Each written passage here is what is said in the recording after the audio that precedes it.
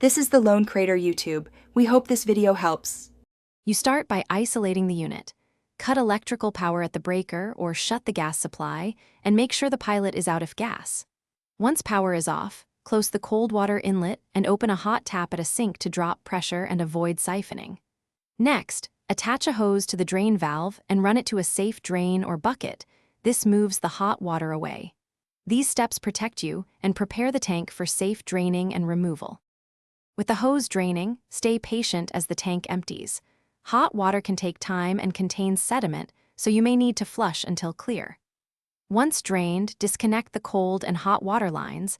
Observe whether they are sweat, threaded, or flex lines, so you choose the right tools and fittings. Then isolate and remove electrical wires or the gas connector, labeling wires and capping fuel lines. These precise disconnections position the replacement unit and reconnect the water lines using correct fittings and thread sealant so nothing weeps under pressure. Once water connections are secure, slowly refill the tank by opening the cold feed and venting air at a hot tap. Confirm the tank fills before restoring power or lighting the pilot. Turn on the gas or flip the breaker, then test thoroughly. Check all joints for leaks, exercise the pressure relief valve, and run hot taps to verify temperature and operation over the next 30 to 60 minutes.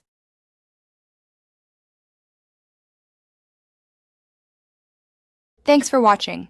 Consider subscribing if we helped you.